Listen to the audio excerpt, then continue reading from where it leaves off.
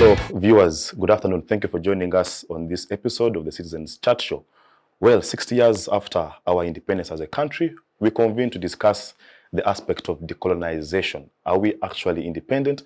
What steps have we taken as a country to actually get the white man off our rule? Well, I'm joined by a panel of distinguished citizens, one of whom has authored a very interesting book that I shall begin by examining just in a bit. From Makerere University, Professor Mwambutsya Ndebesa, who is a lecturer of political science at the college, history and political science. History, okay. At Makerere University, College of Humanities. Professor, thank you for joining us. Thank you, and good afternoon, viewers and listeners out there. Thank you. Owek, Dr. Apollo Makubuya, who is the third Deputy Prime Minister and Minister of Constitutional Affairs in the Buganda Kingdom. I also know that he holds a master's degree in law from University of Cambridge. Owek, thank you for joining us this afternoon. Thank you. I'm not yet a doctor. Okay. But if you give me that honor, I'll be most obliged. It's a pleasure to be here the first time. And good afternoon, viewers. All right. Thank you very much. Let me just begin with your Owek, and just to examine your book a little bit as we try to relate it with our topic for today. You authored a very interesting book. Is it protection, patronage, or plunder? What was the mischief? What were you trying to address as you authored this book? Okay. But also, what inspired you generally? Thank you very much. It's always a pleasure to talk about this book because it has a story or a narrative which is not very common. We talk about how the British came here and how they conquered us, how they controlled us, how they eventually left in 1962. But really from a Ugandan or an African perspective, this is an opportunity where I examine into some detail how British rule affected our communities and shaped our history, and also continues to this day to shape our present times, politics and economics and so on. The title, Protection, Patronage or Plunder, is an inquisition into the words of the rhetoric that we hear a lot about protection. Uganda was a British protectorate, and that the British and the other imperialists were here in Africa to civilize and to educate and to protect the natives of Africa. So we want to examine that, and this is what the book does.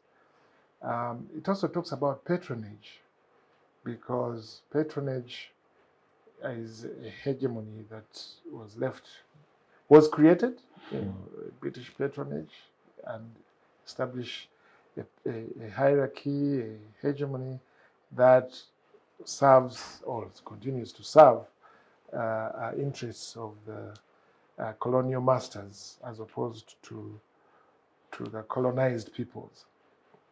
And plunder, this is an aspect that we don't know very much about, especially in Uganda. You hear about colonialism and imperialism being exploitative and so on. But the history and the narrative that we normally get, certainly in our syllabus in schools and so on, many times portrays the colonizer as a benevolent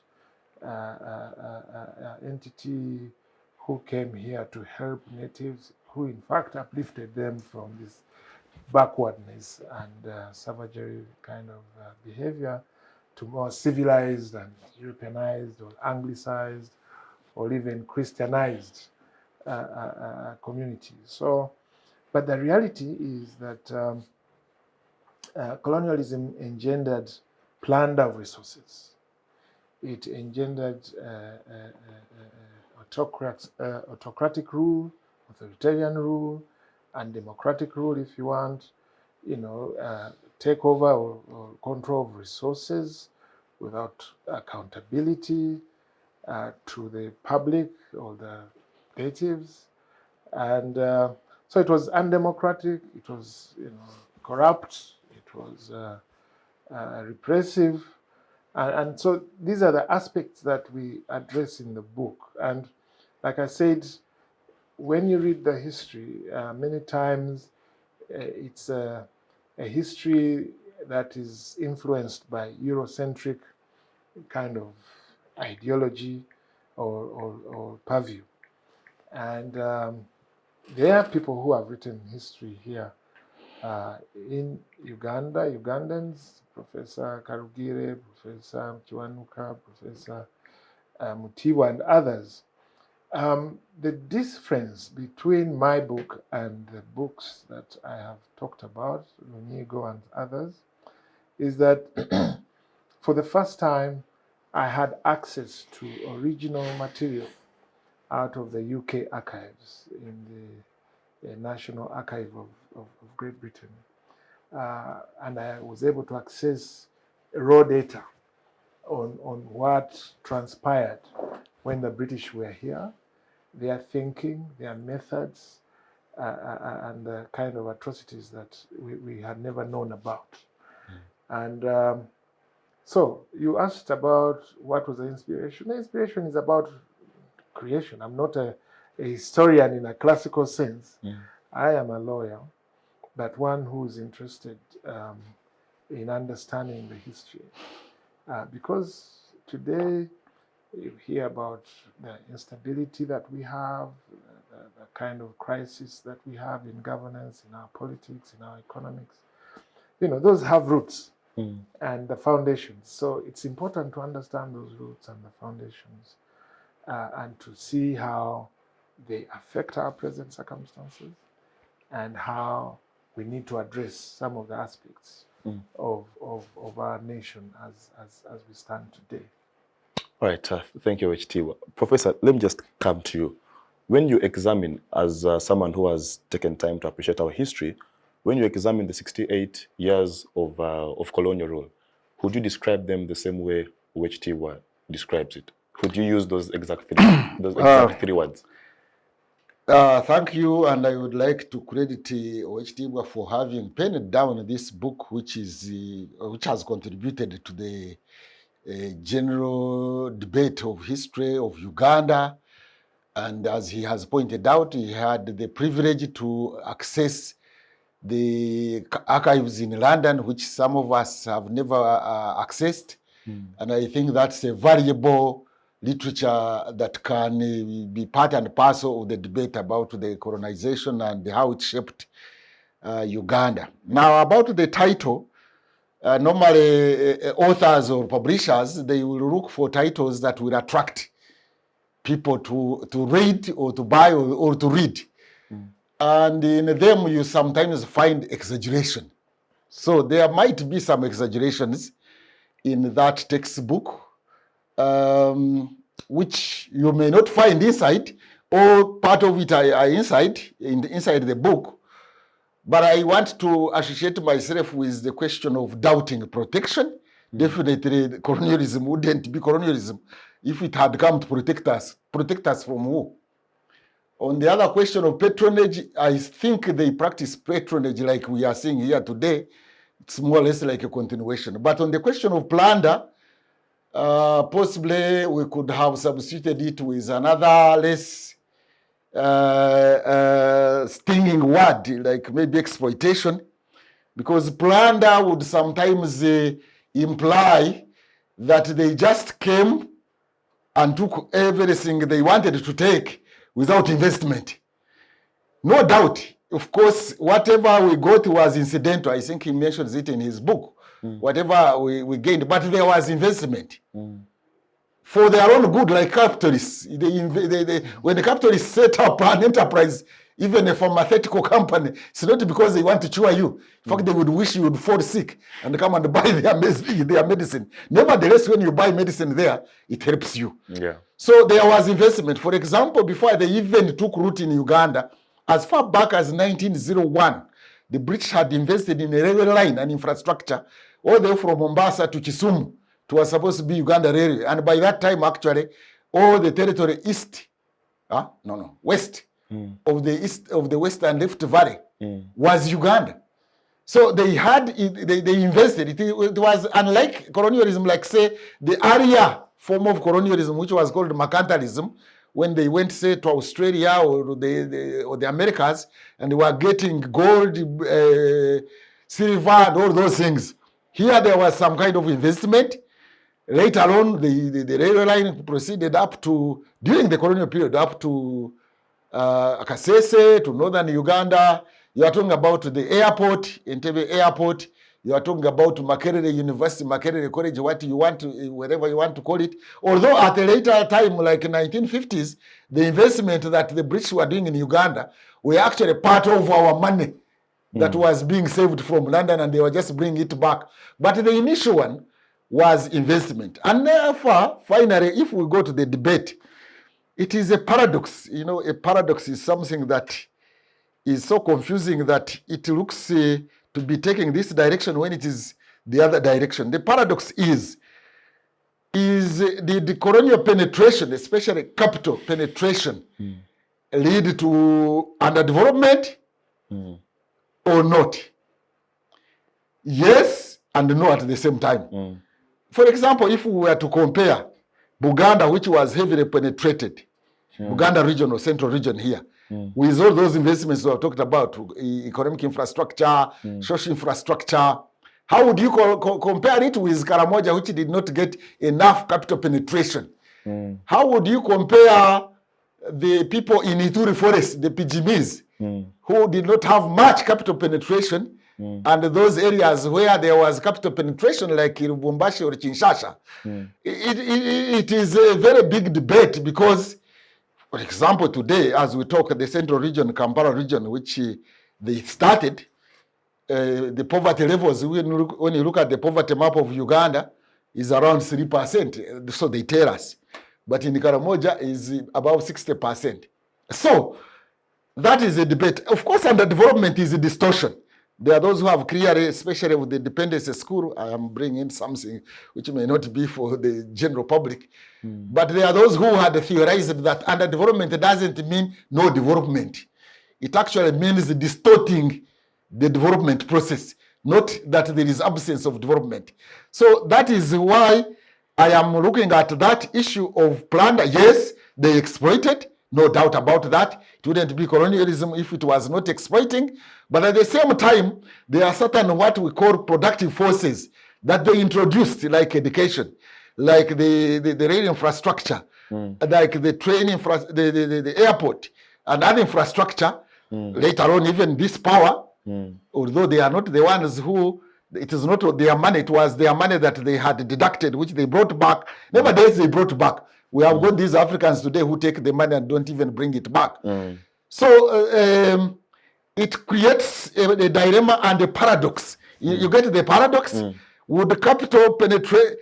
There are very many people there in Latin America and the Caribbean, South America, who have never been penetrated by Western civilization, if you want to call it.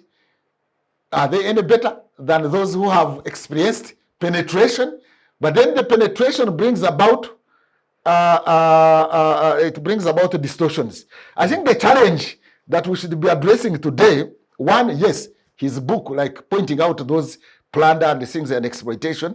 But again, the issue is how do we adapt, and customize those development forces that they brought.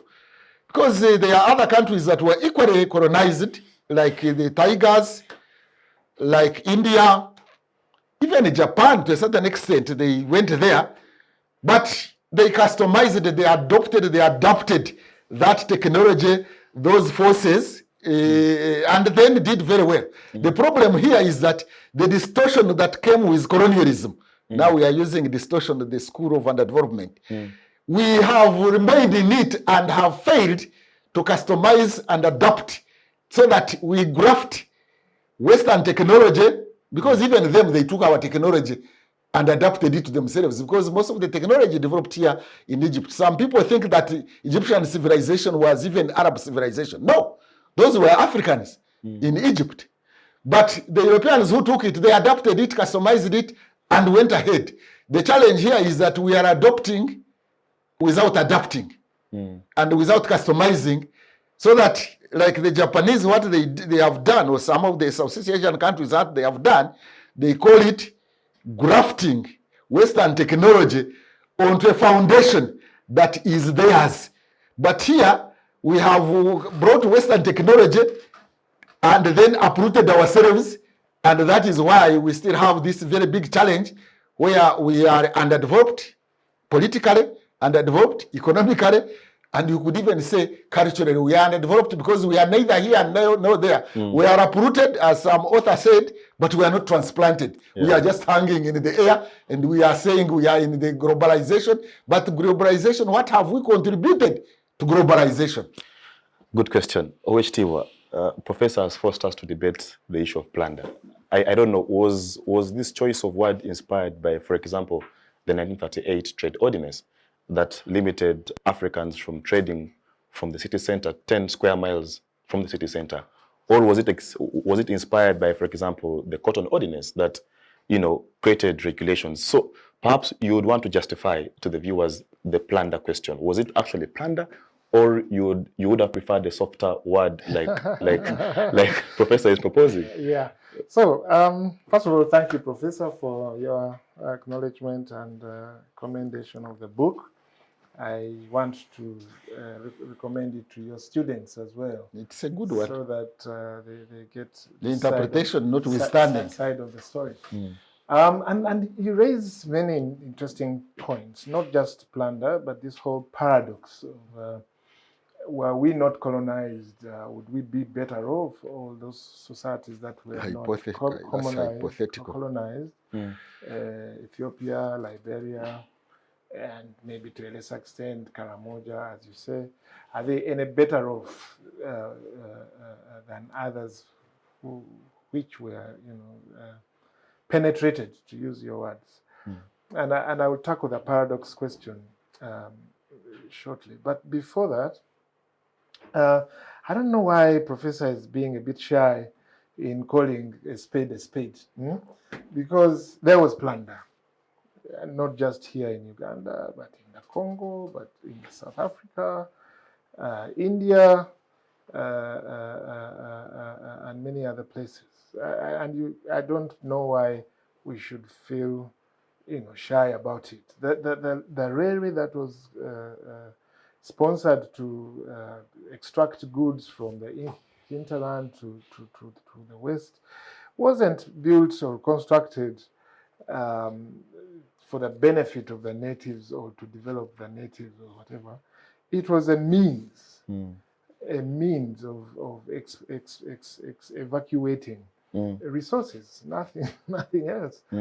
Copper, cotton, coffee, and all those other things. You could argue who introduced coffee plantations and so on, but then that could take us to another level of how was the labor situation, what were the labor relations, taxation relations. I mean, these guys were taxing the natives. You know about hat tax, gun tax. Gun tax, yeah. All these taxes, and there was absolutely no accountability. In the case of Buganda, when the British colonial administrators first came, they first of all expanded Buganda from the 10 or so counties that were there, added some from Bunyoro, added some from Ankole, added some from other places, and created these 20 counties. And those counties measured about 19,000 square miles. And out of those 19,000 square miles, 9,000 square miles was, by a stroke of a pen, granted to the crown. To the crown, yes. That's why it's called crown land. Yes. 50% of the land mass of Uganda, by a stroke of a pen, handed over. You can argue who was working on that land, who benefited from that land.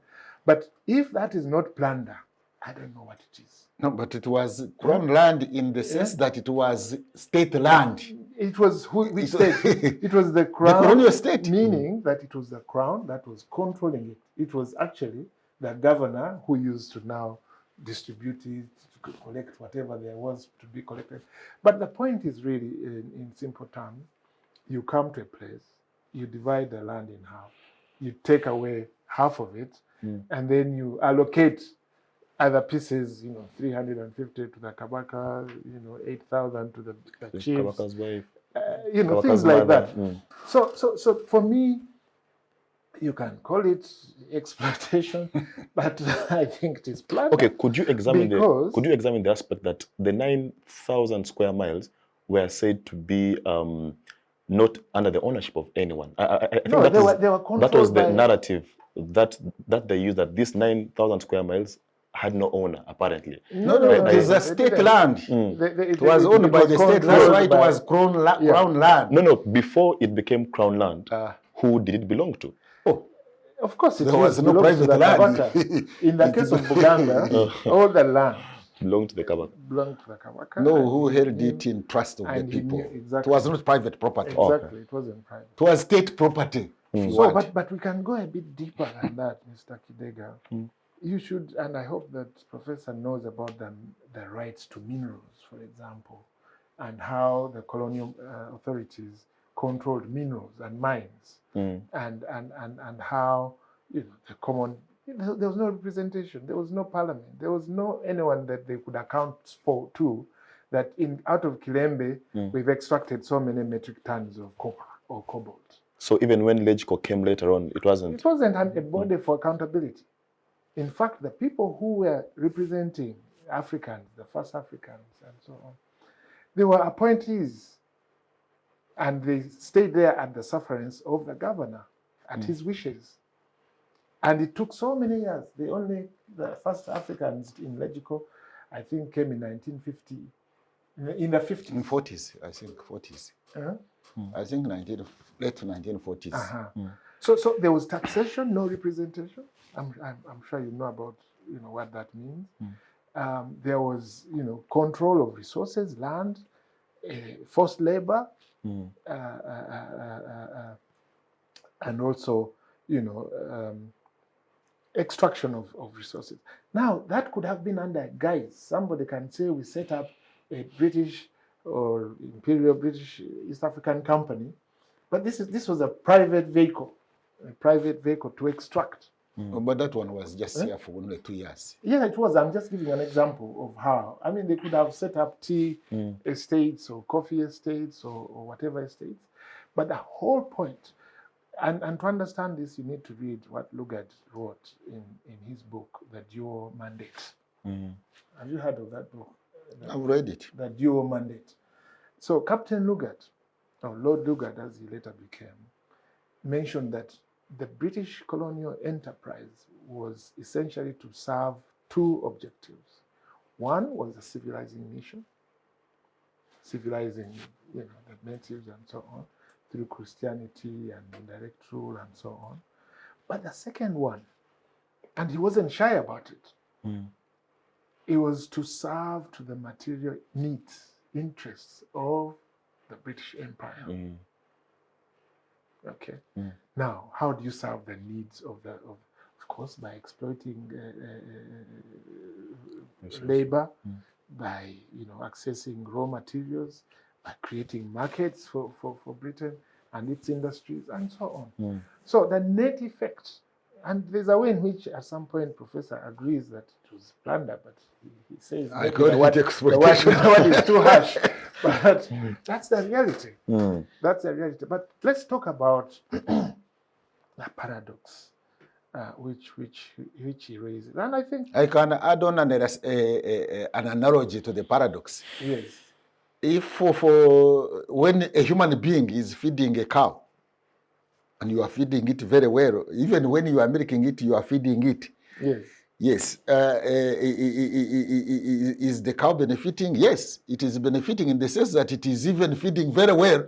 You can even give it all the nutrients. You can give it all these feeds. The aim, however, the intention is to exploit it. Is to exploit it. It is not for its own good. Are we together? However, has the cow fed?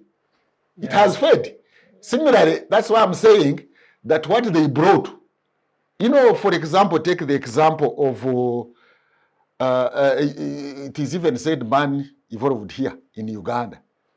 yeah, or in East Africa for that matter. We had been living here for a very long time. Are we together? Assuming somebody who died 2,000 years ago, resurrected today, he would not find anything familiar here at all. Or even who died 1,000 years ago, if he were to resurrect, he would not find familiar things here. But if somebody who died in 1 AD resurrected in 1900, he would have found familiar things. Because he would have left people sleeping in a grass-thatched house, he would have found them in a grass-thatched house. I don't agree. You get it? I don't agree to that. No, actually, the point I'm making is that the productive forces that have been introduced with this new technology after the Industrial Revolution in Europe and whatever have caused more transformation of society and productive forces more than the other centuries combined. So for me, the problem of colonialism is not about not bringing anything for development. For me, like the dependency school, I look at the distortion of our economic development processes, but not that they didn't bring anything higher productive forces than there was before that. Yes, because if you have power, we had lived here for centuries. Did we have this power? You see, Did we have a cow? Did we have a steamship? Did we have a ship? Did we have a train? Okay. I think that there are certain things that we need to put in context. First of all, civilization is not necessarily a preserve of British colonialists or European colonialists. There are other parts of the world that have developed power, that have developed all sophistications of technology, and therefore to argue that because we're colonized and therefore exposed to some of these things, that's the only route. It cannot be the only route. The truth is, and I'm not saying it's the only route. I'm saying that was the route. He's a historian. The alternative we don't know. He will agree that even the first explorers or Christian missionaries or even colonial administrators, when they came to Uganda, this part called Uganda, they found a certain degree of development. Now, to say that that development was going to be stunted so that the person who died in first AD would find us in a grass-thatched house today. No, I said 1900. You got me wrong. No. I said if he resurrected in 1900 at the time of colonialism. But there was progress. Yes, people there used was. to live in but trees. he would find familiar things. People used to live in trees, and we must accept that in countries like Uganda, India, all these others, that Native Americans that you talked about, those societies had some degree of development. Sure. And in the case of Buganda, we hear even stories of medical progress of people who were treating using medical traditional methods. Some cases, including C-sections without anesthesia. In terms of technology, metallic and so on, people were smelting and forging equipment to knives, pangas, and whatever.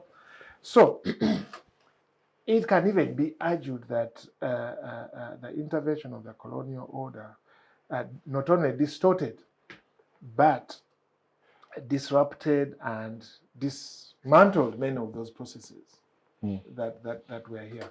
Would they be as fast as we have iPhone, whatever? Maybe not, but I believe strongly that there was some degree of development at that time. So the paradox, which he used a cow that is milked after being fed. It is called, in law, we have a theory of the full belly analysis. You can feed me and I grow fat, but you can abuse my rights as much as you want, so long as I have a full belly. Of course, that's wrong. And you cannot really use that as an example to show the impact, the detrimental impact. Can I give you an analogy of today, if you don't mind? My Like thought they process is are being not interrupted. very many these civil rights and political rights observed in China, and definitely it is wrong that they are not observed.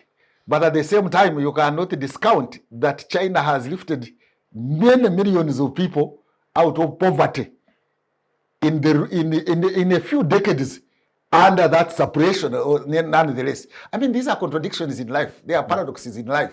And therefore, we need to recognize those paradoxes, not dismiss them. That's what I was saying. Okay. So because you see, when you read the book, you will see some of the atrocities that were committed during colonial rule. In other places, they were worse than they were in Uganda, but we show how people were killed, how people were imprisoned, how people were, driven to the edges in the process of advancing colonial interests. And you can have high buildings, super highways, and the so-called development. But what is the objective, or who is the subject of development? It must be the human being, the individuals, or the communities. So you go to countries like South Africa, where so-called development is quite advanced in comparative terms than Uganda. Economic development, actually, not human development. Economic development. But the natives, the local people, the nationals are suffering the brunt of that order, of the global capitalist order, which sustains an exploitative tendency and deprives communities of what is theirs. So, yes, we are beneficiaries of some of the technology. We are beneficiaries. Yeah. but this benefit, I think, would be better if we had systems that respected us as human beings and allowed institutions, traditional cultural institutions, to thrive, to grow in the manner that they were growing before the intervention of the Europeans. So for the British, the whole project was to dismantle, destroy sovereignty, because this is what they did, to destroy sovereignty and self-determination, and replace it with a state that mimics or replicates their order, or their thinking, or their approach. And that explains, and this is why these kind of conversations are very, very important. Yeah, sure. Why are we 60 years later? Why are we still... Why aren't we reversing that one? Good question. Why are we... Good question. I want to pause you right there. I want to ask Professor a question. Professor, if you read Owek's book, he focuses on the Buganda question, that Buganda was disempowered, Buganda was overrun, Buganda was all those things. But if I'm to take you back to our struggle for independence, and you look at the Lancaster Conference, the Marlborough Conference, Buganda seemed to negotiate for their own interest and not the interest of Uganda as a whole. Critics of that particular Buganda thinking have said that perhaps Buganda made our negotiation weaker. So I should be the one to answer that question. So do you want to associate yourself with the thought that Buganda put its interests first, and that costed us as a country? And that is why even today we are grappling with national unity and things like that. That's a long story, but I wanted even to first locate which was writing and thought processes in what we call historiographical stage. He's a nationalist. He's writing and urging from the nationalist school. There are very many schools of history. You had the imperial school that was justifying that civilization. There is the radical school, which was Marxist-oriented. We have feminist schools. We have other schools that have now emerged, that like the Samaritan school, the one which writes from the people's, by people here I mean the ordinary people's point of view, not from the rulers and these hangers-on who are exploiters also, even the African exploiters. Those who promote privilege and not liberation, not emancipation. But going back at your question about the Buganda question has been discussed in many ways, in many times. and he also discusses it in his book. We can a little bit take it back to the colonial policy. The colonial policy which was divide and rule and did not nurture integration. Correct. They did not aim at integration. Correct. That was the challenge. So Buganda was nurtured in such a manner that it felt it was way above others, even naturally. You know, they even first came and praised them that they were the most civilized, they were the most this and that. I see it papered in his book. Yeah. But at one time when these chiefs were negotiating with Johnson, and I think they negotiated very well, by the way, in their selfish interest, the chiefs, the other oligarchy you are talking about. Yes. He retorted to them, but by the way, yes, you are saying you were ahead, but you are just ahead of the Kavirondo by just 1 meter of back growth. What you are saying that in terms of productive forces, the rest of Uganda were almost at par, with slight modification since Buganda was an organized state, especially Buganda and Bunyoro. Organized state and had raised certain productive forces, but not very far. They could be, you could say they were peers. You get me? But now the British invested they invested in social services here, they invested in infrastructure here in Buganda, and much more so created during indirect rule. Buganda was elevated higher than the rest, whereas the rest of the provinces in Uganda had provincial commissioners. Buganda had a resident. He was called a resident. And the Luchiko was given more powers than the others were given. And the chiefs here were given mile land more than was given to the other chiefs. So there is a way they elevated Buganda, and plus, of course, the infrastructure development, which is also taking place even now, although now it is not necessary for the Buganda. And then other communities in Uganda actually came to work in the plantations within Buganda and other opportunities of employment. So there is a way that Buganda was nurtured in a certain manner that at independence, or towards independence since 1952, Buganda, or Mengo for that matter, the Mengo oligarchy, rather than talking about the whole of Buganda, because there were contradictions.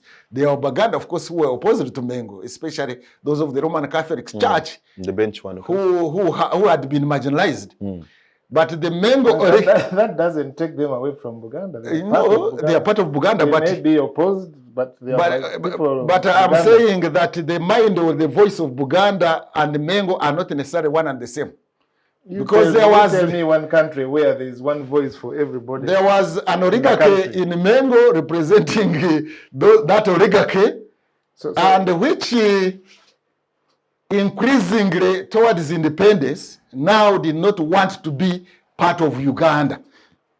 You have examples, 1958, when there was a legislative proposal for appointing or electing more people to the legislative council, the national body, the parliament then. Buganda boycotted it. Yes. They said, we don't want to be part of the rest. And it was within their right to do so. Yes, they are right, but it was not the right thing for Uganda to do at that time, in my opinion, that which may be wrong. In 1960, Buganda even declared independence, but the British ignored them. They said, okay, you declare your independence, but we have not recognized your independence. In the 1961 elections, actually, which were distorted by Mengo, I don't want to use the whole of Buganda. The first rigging of elections was done by Mengo, the Mengo government, in 1961, when they intimidated, and through their infrastructure, intimidated the potential voters in Buganda not to go and register and vote because they disagreed with the proposal of that general elections and parliament. And very few people actually registered to vote, and that's why, partly why, elections were again repeated in 1962. In 1962 elections again, the oligarchy of Mengo, not the whole of Buganda, the oligarchy of Mengo, because the arrangement was that the Luchiko, the people in Buganda would elect their representatives to the Luchiko, which was a local council, and then the local council would later sit as an electoral college to elect their members, the National Assembly, the National Parliament. You get it? Yeah. So, and even organizing elections was left to Mengo to organize, the Mengo government to organize. And they organized it. It was an alliance, actually, a party, even the UPCs. Although there was no UPC in Buganda, there was an arrangement between Obote and Kabaka and or Kabaka Yeka that UPC would not field the candidates here. Yeah. But the UPCs, like the late Tiberondo and the others, they were telling us they participated in rigging elections here in Buganda in favor of Kabaka Yeka against Democratic Party. So the elections were organized by Mengo under the chairmanship of, I think, the late Abu Mayanja as the chairman of the Electoral Commission of Buganda. And that election was rigged in favor of KY against the Democratic Party by Mengo. That's why I wouldn't want to say the whole of Buganda, because definitely those who were not KY members were not amused that their vote was rigged. So I am saying that that's the legacy of colonial rule, which we are castigating and which he does very well to castigate. Yeah. Having created that divide and rule in such a manner that one region was elevated, both in terms of economic infrastructure and in terms of governance structure, and at independence, we had a situation where it has been called in the historiography of Uganda as Uganda versus the rest. I think Professor Faras Mutibwa has written a whole book called The Buganda Factor. And earlier on, I think, was it DLO or somebody else had written The Mind of Buganda, which arose out of that nurturing of Buganda from the time of colonial rule as a province which was not at par with other provinces in terms of governance structure and in terms of infrastructure provision. Yeah. Okay. I'm sure you have something to say about that. A lot. I mean, I wish you can allocate me the rest of the time, because the professor has raised many controversial points, dispassionately, but also in some ways without objectivity. But let me start with the original sin. You've heard of what they call the original sin in the case of Uganda. How was Uganda created? Do we take it for a given that the British, in their demarcating of the boundaries of Uganda, were sacrosanct, and it's a given? We start from that point. Do you believe in that as a basis of our arguments, that Uganda is, but for the British there was nothing. Sacrosanct is a religious term, and here we are not debating religion. Defined us as Ugandan, because when you start, if you use that as your premise to argue, then it becomes complicated, because we know that before 1894 there existed different parts. In the case of Buganda, an entity called Buganda, which had all forms of a nation state, some boundaries, some language, some common people, some administrative structures, and so on. And from where I come from, I think that the fact that Buganda predates this British artificial creation called Uganda must be respected and acknowledged that, wait a minute, the British carved out this entity called Uganda, bringing together people from Kabale, people from Karamoja, people from Kotido, and quickly, by stroke of a pen, created a country. But even today, you talked about integration. Those boundaries and those formations are still in question. So for someone to castigate a group for advancing their interests, their legitimate interests of demand for self-rule, I think is necessarily playing in the mindset or the ideology of colonialism. That you believe and take the fact that the British created Uganda, and therefore that is the starting point and the end point. But you see, Owek, we are discussing, for example, the East African Federation, We are discussing a bigger block of integration. That's a different point. I think from the It's point related. I think from the point that Professor was making. Professor was saying, and he can correct me if I'm wrong, Because why ask which team? that Buganda was elevated by the British, but the British didn't create Buganda. In fact, if his objective, he will recognize that That's Buganda as an entity existed and had some degree of governance structures and other political and maybe even economic structures, which were respected, recognized even by the colonial masters and other writers. And even others like Bunyoro had. Yeah, and I'm not talking about, Yes. they had, and, Yes. and others, but I'm talking about Buganda.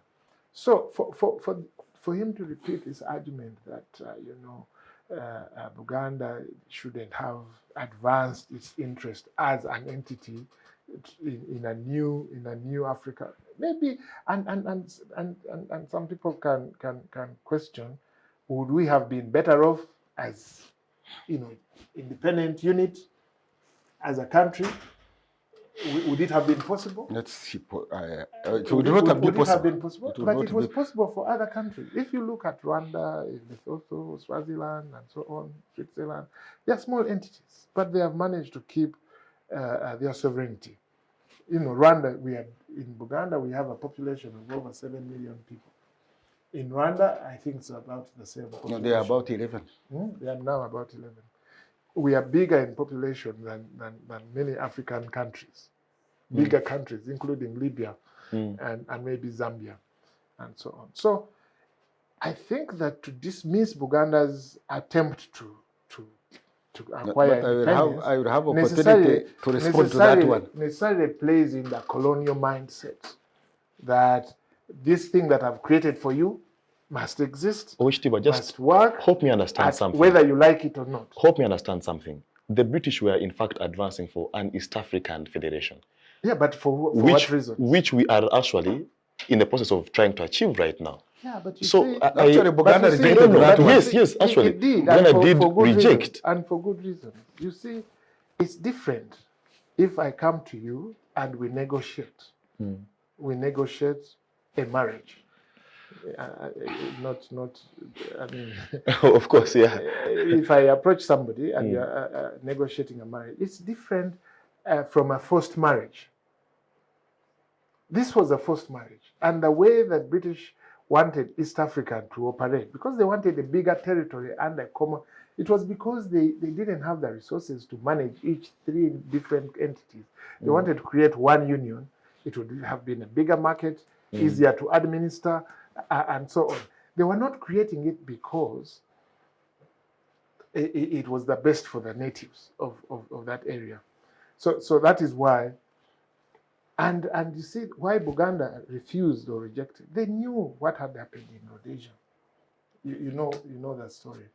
They had heard about the settlers in Kenya and what the settlers were doing to the Kikuyus and their land. They knew about what was happening in South Africa, about areas where the British had settled. So they had a right to say, we don't want to be a part of that union. But now, today, it's a different matter. We can sit on the table, negotiate, and see the terms at which Buganda has never been, in principle, opposed to unions. That's why we even talk about federalism, talking to other groups so that we form an entity where we retain our unity, but also respect and diversity. That is the whole point. Professor, yes. I wanted to comment to respond to all, because he made some really I don't want to use the word wild, but that Uganda corrupted and stole rigged the election. They did. I think they rigged the vote of DP, but let's come to that later. I've read. What I wanted to point out here is that you remind me to talk about that. Sure. You see, like most countries, most post-colonial countries, not only in Africa but elsewhere, but mainly in Africa, and why OAU decided to retain the boundaries that the colonialists created at Barina and thereafter. whenever a country became independent, it was required to maintain those boundaries. This is not to say that they were not arbitrary. This is not to say that they would not bring inconvenience. But the reality is that if we have to reorganize again so that each tribe gets its own boundary, becomes its own country, it is not viable. Number two, if Buganda was to be independent, I think it was practically not possible. Why am I saying that? You know where Mbarara or Bukanga, I don't know whether the listeners know where Bukanga is. South of Koki, yeah? South of Masaka, those ends now. If Uganda became an independent nation, so for somebody who is coming from Mbarara and is going to Kenya or Jinja here, would have to require to reach Lyantonde and get a visa. Somebody coming from Arua, when he reaches Karuma, he would have to get a visa in order to go to Entebbe airport, which is another country. I think that one didn't look practical. Okay. Two, additionally, the British, I think from the time we were colonized, which we didn't invite, that one I agree, they had developed Uganda more or less as a unitary country. Why am I saying that? First of all, in the 1900 Buganda Agreement, Buganda was supposed to rank as a province like other provinces of Uganda. That's number one. Number two, the infrastructure that they were developing here, whether it is Mulago Hospital, Makerere University, Entebbe Airport, all this infrastructure, Jinja Dam and whatever, were developed for the whole of Uganda. And I don't know also why even sometimes Buganda or Baganda feel kind of cheated out of that. As we talk now, because of Buganda being the center of that infrastructure development and urban development, the land here is more valuable. That's why it is competed for more than any other land. The land here is more valuable. There are more urban centers in this region than elsewhere. There is more infrastructure here in this region than any other region, because... But we want other regions to have the Buganda, same infrastructure. Yes, they will have. Yes. Let's have even development in the country. But the point we are making is that how could the British for 68 years develop this infrastructure here, both social and economic infrastructure, here in the central region, for only one region now to take? It was not fair. If it was for unitary purpose, for unitary Uganda, do you think therefore it was right for them to do all of that here? Why didn't they do it in Gulu or Kabale? So it was their agenda. It wasn't our agenda. In all dependencies, it wasn't our agenda. In all dependencies, whether it is in the Cape. If you ask me, I would say it was unfair for all the resources when they are collected from other parts of the country to be put in one region. And for me, if there's a way that can be equalized or readdressed, that is okay. The point we are making is that infrastructure was put here for the whole of Uganda. I mean, they didn't have all those free resources that they would construct 2 national hospitals, 10 or 14 universities at that time. So that infrastructure was developed for the whole of Uganda. And by the way, even the resources that were developed here, that were generated here, plus that one which they plundered, that's a different argument. They were created by all Ugandans combined, because the labor that created the coffee here and the cotton here, which developed this region and developed Uganda as a whole, that labor was not necessarily only from Buganda region. So I think that the best thing, actually, I would go for federalism, but not Buganda going it alone the way it wanted in 1960. But and when it refused to participate in the Regico. But even the federalism that we should have, if I was to advise those who are for federalism, that can promote even democracy and accountability, is that it should be for the whole country. All of us should have a federal arrangement, so that we don't have 2 arrangements in the same country of local government. That one area has got federal, like they did at independence, which actually flopped. Yeah. Buganda was federal. The other kingdom areas was semi-federal. The rest of Uganda was unitary, and that is how actually the British had developed it from the beginning. Three systems. Three systems. I think that was not correct. Let's Professor, correct it by. If you could allow him to please respond. Please respond. Okay. And we go to decolonization. Yeah, sure.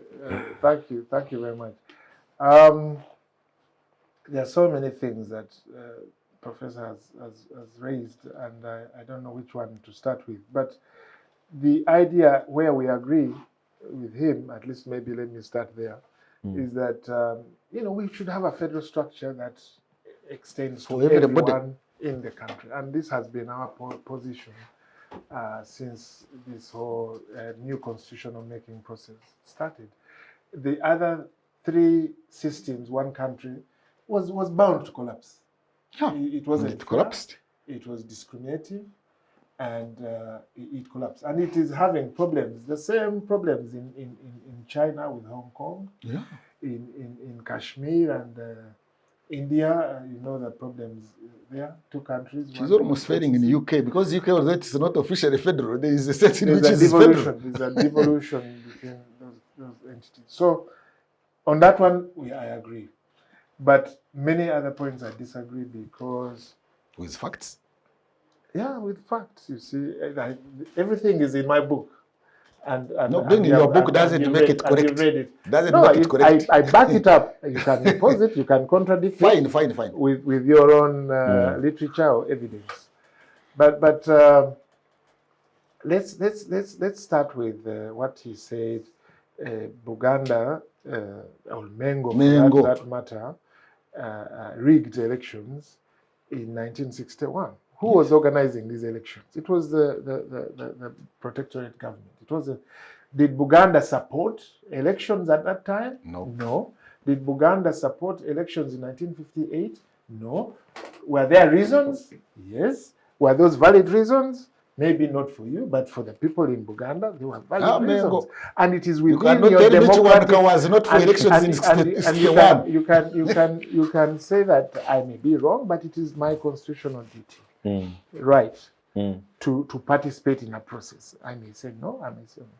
You see, and for me, this whole thing of 1958 needs to be understood in context. Buganda, the leadership of Buganda at that time realized that the agenda, 1958, by the way, came after the Sekabaka Mutesa had been exiled. And arm twisted to accept to sign an agreement in 1955, which imposed on him an obligation to incorporate into the rest of Uganda. You, as a budding lawyer, you should know about agreements made under duress. You cannot depose and deport somebody, and you give them conditions that if you want to go back, you have to accept and sign this agreement. So there was an agenda by the British government to marginalize or incorporate Buganda into Uganda against its will. It was not a negotiated process, and this is why Mutesa was exiled in 1953. So. And he will tell you why. I'm sure he knows, because he asked for independence, but also he wanted Buganda to participate in a more meaningful way in this whole project called Uganda, but on the terms of Buganda, not on the terms of the colonial master, that time headed by a man called Sir Andrew Cohen. So that is why they rejected joining the Legico and sending representatives to the Legico, because the Legico was now an instrument, a colonial instrument, to advance colonial interests. No, but just one sentence. The Legico, actually in 1958, let's explain this one. Was it not? Listen. Actually, 1958. The problem, you don't give much the 58 requirement. It's just a statement. The 58 actually process was meant to increase the number of Africans in the Legislative Council, which Buganda rejected. Yes, because... I have stopped there. Thank you. Because, you see, Professor, the British had an agenda for themselves on how they wanted this country to develop. And that agenda was to serve the interests of the British government, even when, because by 1958 they had started talking about decolonization. You know how the Second World War weakened the economy in Britain, and they had to exit. They wanted to leave behind a state which is dependent and completely immersed with British theory, British ideology and methods and so on. So the leadership in Buganda was careful not to just embrace these changes that the British wanted. And they struggled between 1958 to 1960, when they declared independence, to try and negotiate on the terms under which it would enter the union called Uganda. Now, of course, it was a miserable failure. In 1961, in January, the independence never took off because of Buganda. And I write that in my book, not from a nationalistic professor described my writing as a nationalistic approach. But those are the facts. And I make criticism where it is due, in this case, to say, if Buganda really wanted to go independent, it would have gone about it differently and in a better way. It tried in the 60s. But to say that because we didn't follow the agenda or the interests of Britain in the formation of Uganda, I think is wrong.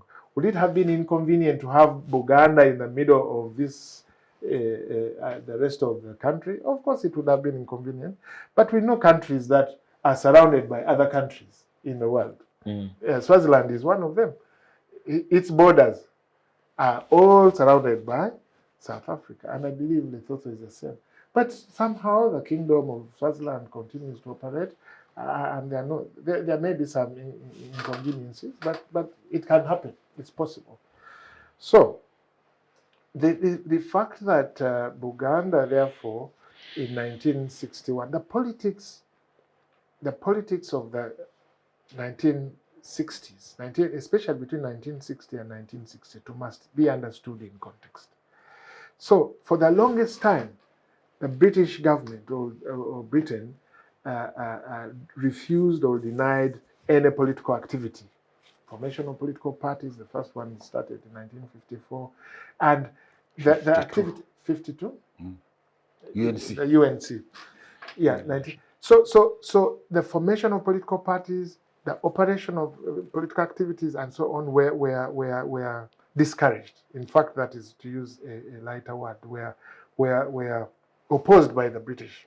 So the formation of political parties then took on a tribal, you could say, they took on a tribal, religious, and some extent, there was no real ideology. You know, which religion, and all of this was promoted behind the scenes by the British themselves. True or false? Is it the British who told us to be sectarian? Who brought the religions here and who promoted?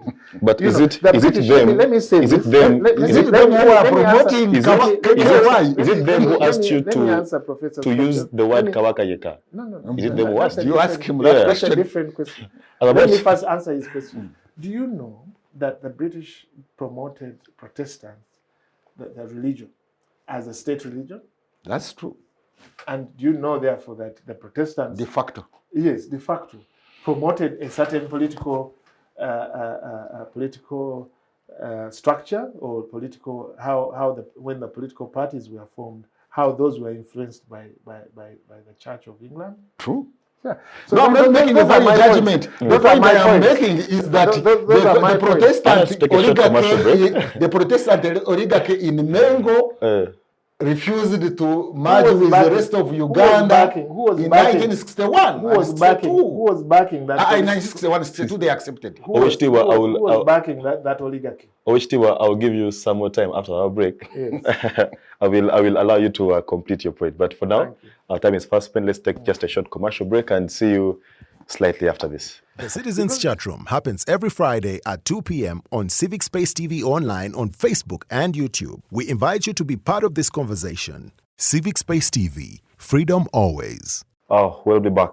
Our viewers, Owek, just as you complete your point, I just have a question for you. As we move towards decolonization of Uganda, do you think that it's high time we started to rename, for example, some of these prominent roads, some of these prominent places, so that we can fast track our actual independence? Okay, Yeah. I will finish the Buganda question because you see we dwelt a little Uganda bit. question, that's why it's a question. It will never be finished. Never be finished. Once it But is I a wanted, question, in the context of today's Professor, conversation, allow Ochitiva in to the hear. context of today's conversation, I think that the Buganda question is not just a Buganda question. There's an Ankole question. There's a Oh, there are North many. question.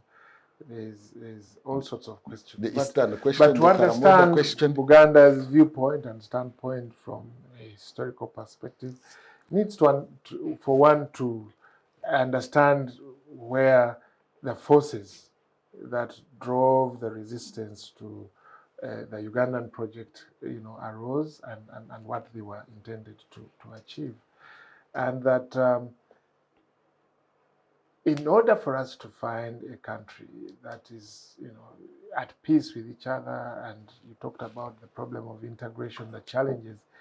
Professor Sibambi, before he passed away, he wrote a book on political integration of Uganda. And even up to today, there are these issues of political integration. And I think that there needs to be That is the national an question honest, now. yes, The national question is that lingering.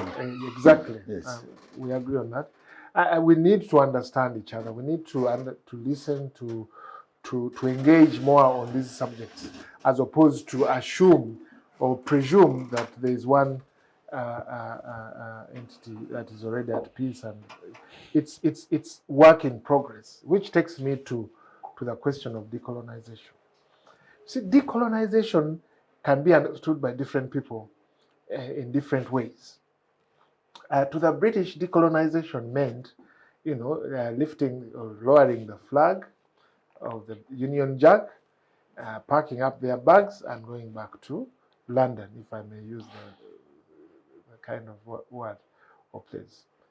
But that's not what it means to us as Africans or former colonized peoples, because there's a legacy of colonialism.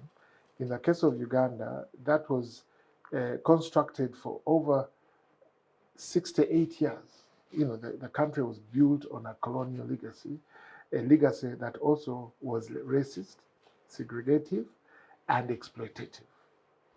One could even say it was a command legacy, a legacy of authoritarianism, where there was no democracy and freedoms and so on. So that is the legacy on which our countries are constructed or erected. Now, because of that history, the word decolonization, or the phenomenon of decolonization, must therefore not be an event, not seen as an event that on a particular day we were granted independence.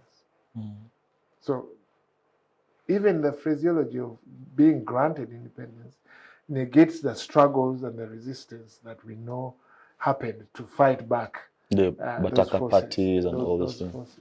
So it wasn't as such a grant, but a process that resulted in the independence of the country. But on 9th of October, 1962, the Union Jack came down and came up the Ugandan flag, new anthem, new things. But the reality is, even though those political symbols, I call them just symbols really, are in place, the reality is that the legacy of colonialism continues in many respects. And this is why we're talking about decolonization. And decolonization starts from the way we educate ourselves. How do we educate ourselves about our history? And I'm really happy that we have a professor here of history. He will tell us how, in their curriculum, in the way he teaches, he portrays the history from a viewpoint of an African who was conquered, who was colonized, and who was set free. So the challenge that we've had in the past is a repetition of a colonial outlook in teaching law, teaching politics, teaching history, teaching geography, teaching many of these subjects. So decolonization starts with the mind. How do we decolonize the way we see ourselves and the narratives that we have been forced to admit as that truth, and yet in many cases it's not the truth. So that's one aspect of decolonization. The other aspect of decolonization, you talked about naming and renaming, and it is something that I'm really passionate about. And yet it's just a small aspect of decolonization. It's about culture and a hegemony that these names represent. So when you go to a country and you find its main features being named against the conquerors, or the conquering masters. But 60 years down the road, why haven't we seen that as... It's because our minds, our understanding of history, our understanding of what these things really represent has not been challenged. There's been very little time to challenge, effort to challenge some of these notions. So other countries have done better than us, but in the case of Uganda, we've been slow in accepting. You see, there's a feeling in some circles in Uganda that the British were very good to Uganda. The British never committed any atrocities. The British were benevolent, and the British, one would rather live on a street called Prince Charles as opposed to Kidega Road, because of that tendency to think that everything West, everything white is necessarily better than everything black and everything African. So the mindset needs to be liberated, and that's part of decolonization. And so to go to the names, it's a manifestation or a continuation of a legacy, which for me represents subjugation. You have a royal family in England, and it dominates all your country's public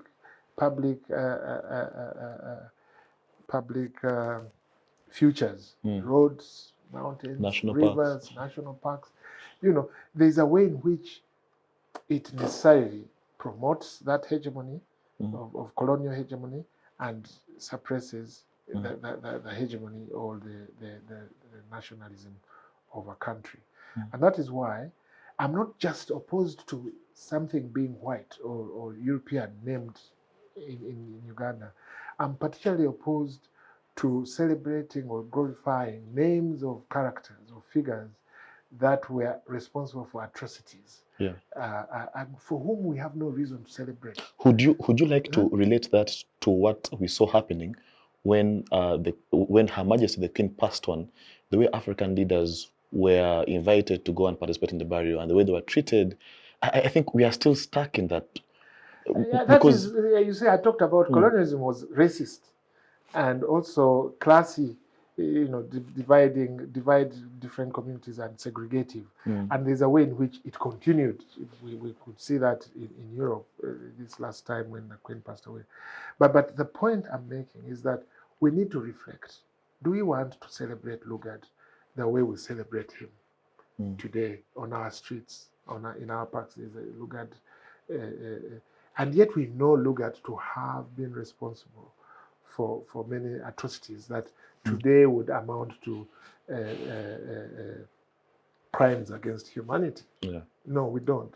So for figures like Lugard, like I'm sure he would tell you about Colville and others, Tanan, and it's a shame that we continue to have them in our public spaces as figures of worth glorification. Yet what they did to our forefathers and to our psyche generally as people is inimical to independence. I want to bring in Professor. Professor, Owek Tiba mentioned the issue of education, and I believe education is a fundamental tool in terms of in how the human brain is formulated. So do you think that the current education system can enable us to decolonize Uganda as a country?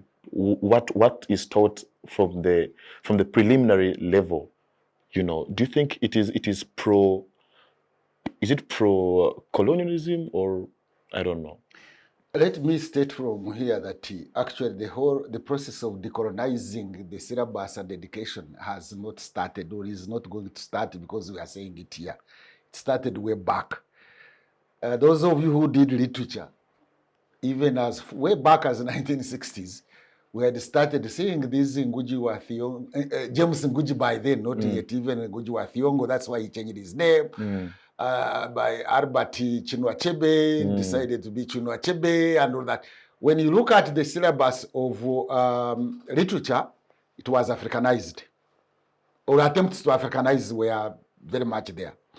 If you go to religious studies, before people were studying Bible knowledge, BK or whatever only, but now people, the John Mbitis and all that, started also talking about African traditional religions.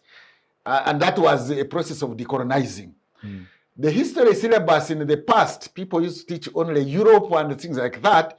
But beginning way back in the 1960s, I think even the 50s, the syllabus was changed. People started talking about Aksum, Merowe, Ghana Empire, Zimbabwe, and things like that. So the Kabaregas, the Mangas, I think the attempts were made to also Africanize the syllabus. But maybe it has not been as successful as some people would want it to be. However, there is also another challenge, especially referring to the naming of the roads. The naming of the roads, you see, we haven't, these colonial products of ours, I agree with you, a country like this is a colonial product. We haven't got a consensus. So if you start changing Rugad, is there a road somewhere in Rubaga called Rugad or Mengo? No, it's in Nakasero. Nakasero. So should we call it Dr. Bote? No, Ocho? no, not necessarily Dr. Bote. Ocho? We can sit and choose a name. No, you see the consensus now. You hear him. We are bound to look at You hear him. I can give you many names. No, listen. That we could choose. Every name you are going to bring about is likely to bring that no consensus. No. Because I have just told him, let's name it Dr. Bote, and he says, oh, no. Why are you saying no? He's the one who got the flag for Uganda. So we name a road around the Mengo, we call it Dr. Bote. Maybe you finish, then I'll respond. And then we get another one in Irira, and we call it Kabaka Mutesa II. Now, I think how we go about is another question, and I would like to say. That's why what I'm saying, definitely we can gradually decolonize, and it's not a priority, in my opinion. Really? It's not a priority. But do you agree it's a part of the decolonization? Yeah, it can be. Symbols are part of colonialism, and you can make an attempt to decolonize if you reach a consensus. Like when they renamed the Bokassa Street, Idi Amin had created the Bokassa Street here. And now, Bokassa is an African. Because there is no consensus, it is now Rwum. Idi Amin had called like George Idi Amin. When Idi Amin was overthrown, it came back to Lake George. I don't know what. Let me continue. The point I'm trying to say, when Idi Amin named Lake Edward Mobutu Sese Seko, and even named Machon Falls Kabarega, who is not even controversial. But when Idi Amin was removed, you can see how the names again resorted back to the other colonial names. What I'm saying, there is no consensus as yet. So we can. How do you build that consensus then? How do you build that consensus? That is what we said during the break, that there is a Uganda question, the national question. The national question is not yet resolved. And I think we are in the process of trying to do that one. I hope we are. But before that consensus is done, we can gradually give out names that are not necessarily controversial. However, even those may not be easily used. For example, we have people still call Acacia Road Acacia Avenue. Is it Acacia Avenue there in Bororo? Yes. That is supposed to be John Babia.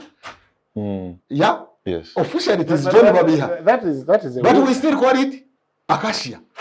You know? Babia was vice president? He was the vice president of Uganda during Obote 1.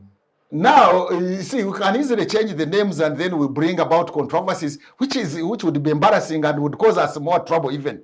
However, that is not to say that we shouldn't begin a process. Some people, some institutions have started.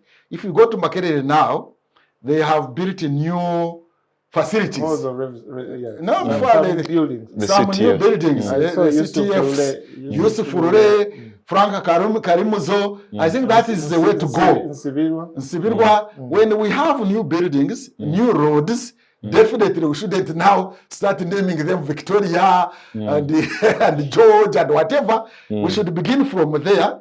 Gradually, when we attain consensus, and I'm not so pessimistic that Uganda cannot gradually have a consensus, then we can recall certain names which in the past were controversial are no longer controversial. If, for example, Yusuf Furule is buried as a national hero in Kororo, isn't it? If you brought about the name of Yusuf Furule in 1989, or when was he in office? 79.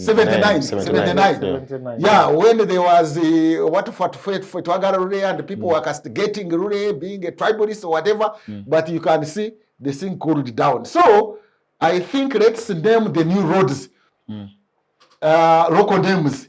Gradually we shall, because we don't want this competition. I'm going to give you a competition which many people have not seen. You wait a bit, I am going to allow you. You know, in the Independence Square, the Independence Monument, there is Independence Monument around Imperial Hotel. Yes. Yeah? It is there, this boy with the hands up. I don't know whether it's a boy or a girl or is gender sensitive, I don't know. But when Sebanachis was the mayor of Kampala, the LC5 chairman, I don't know, he made sure that he put the one of Kabaka just across to compete with the one above. you know that's lack of consensus. I don't know about the motivations. We don't want to go back. I don't know who decided. We don't want to go back to that competition and lack of consensus. I think gradually, as history goes on, in Uganda we lack father figures or mother figures, unlike other countries. Like if you go to Kenya, Jomo Kenyatta International Airport, you go to Tanzania, you have Mwalimu Julius Nyerere. Entebbe Airport had been called Obote Airport. But when the NRM came into power, Obote was removed. So you don't want in the future also to put Museveni Airport and then some other group comes and removes the Museveni Airport. You will even confuse international aviation. So let's build consensus. So this is the consensus. So I think that just the issue of lack of consensus. Actually, I think Council Mpanga, who perhaps belongs to the same, is part of the Mengo elite class, sometimes say that Uganda lacks a DNA. That there is no national common set of values. I think he talked about a central nervous system. Yes.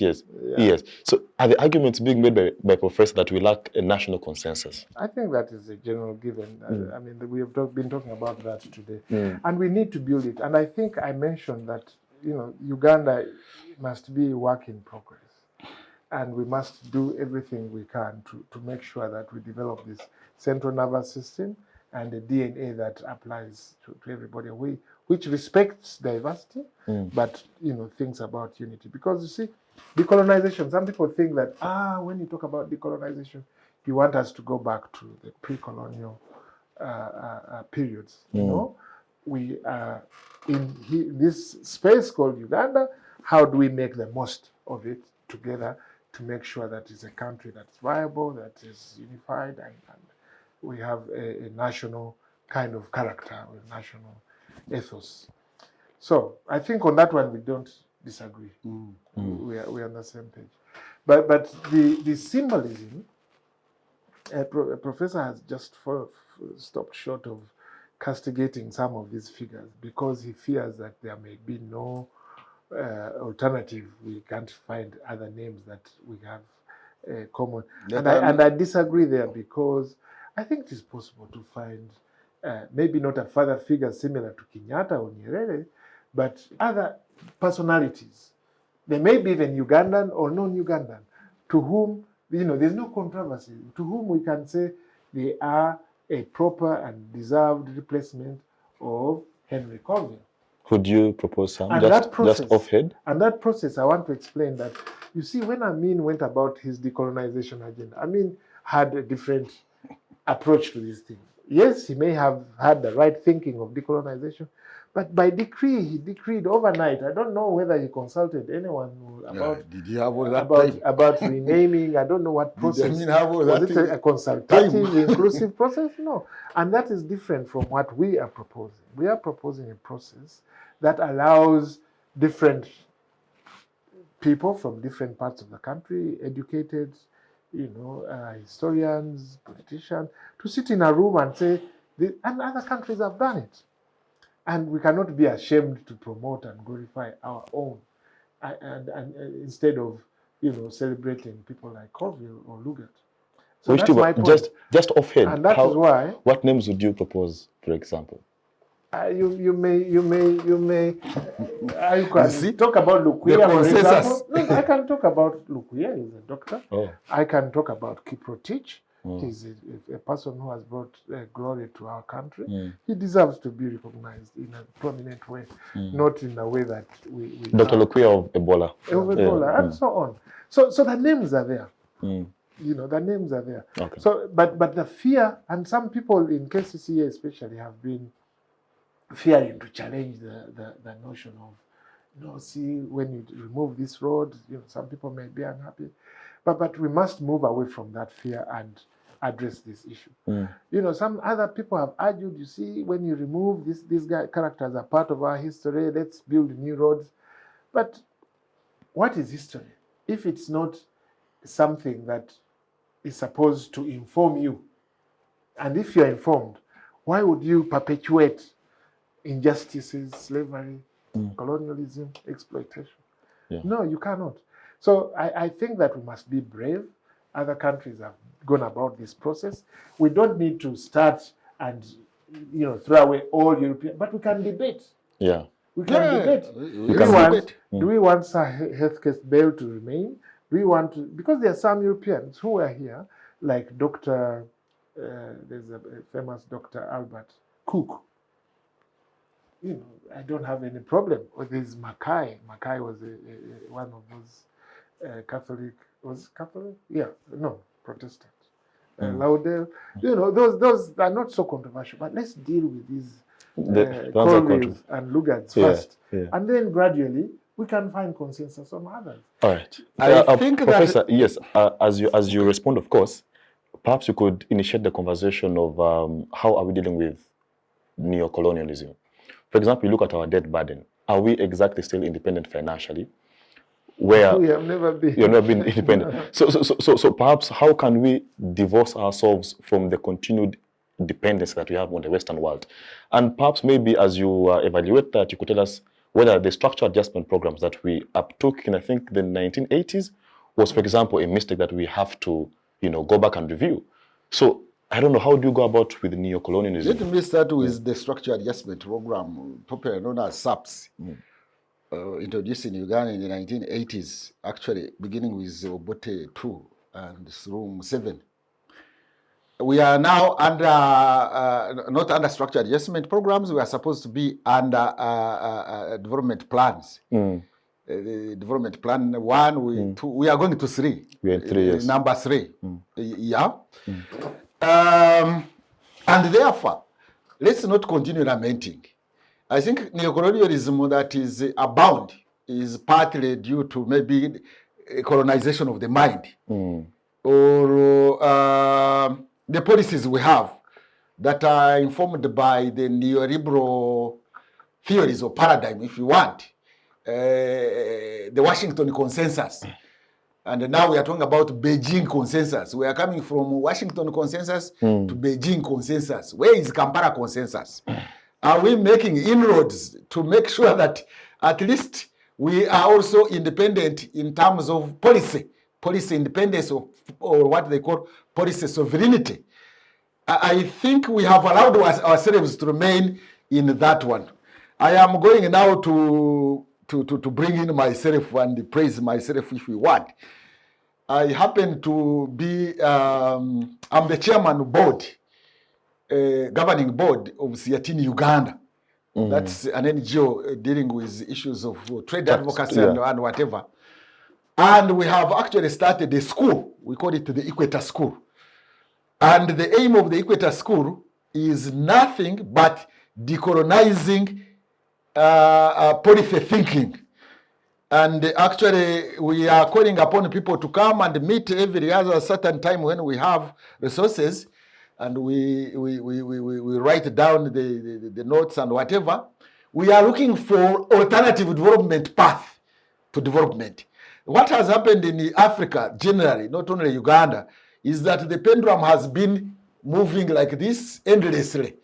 You see, you find that independence, we were maybe under the control of Western liberal thinking in terms of development. And then in 1960s, there was move to the left strategy where people were going Marxist. And then when Idi Amin came into power, I don't know what his economic war was, how we can easily define it.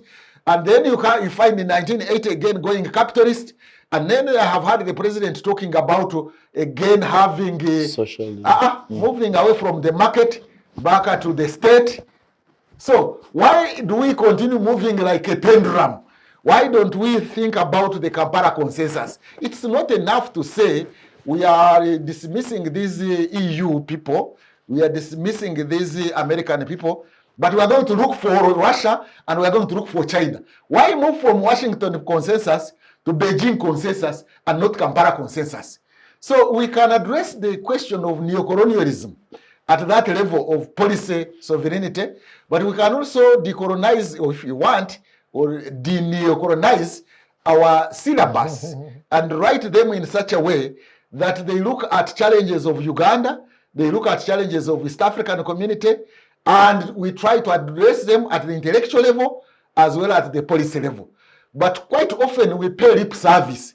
At one point you are talking about, I guess, these foreign forces that have brought to foreign cultures and all of that. At the same time, knocking on their door. At the same time, you are knocking at their door and you are implementing the neoliberal market policy.